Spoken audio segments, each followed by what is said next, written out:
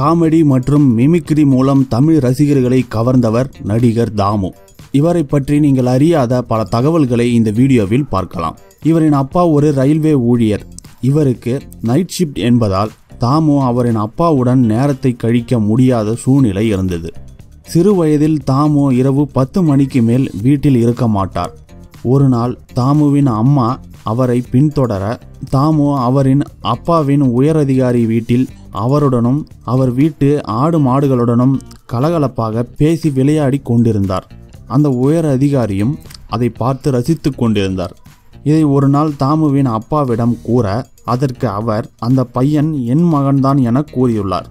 உயர் அதிகாரி உடனே அவரின் நைட் ஷிப்டை கேன்சல் செய்துவிட்டு இனி உன் மகனுடன் நேரத்தை செலவிடு என கூறியுள்ளார்.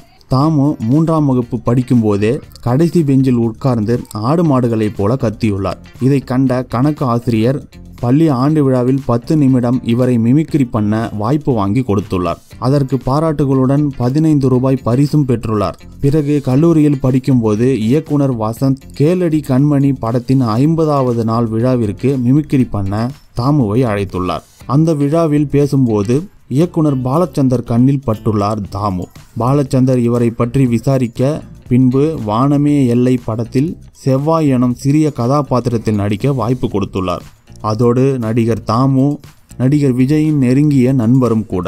ஒரு பேட்டியில் நடிகர் விஜயை பற்றி இவர் கூறும்போது, விஜய் ரொம்ப பந்தா இல்லாத ஆள் என்றும் விஜய்க்கு பிரியாணி என்றால் ரொம்ப உயிர் என்றும் ஆனால் அவர் சோறு சாப்பிட்டு ரொம்ப நாள் ஆகிறது என்றும் உடலை மெயின்டைன் பண்ண ரொம்ப கஷ்டப்படுவார் எனவும் கூறியுள்ளார்.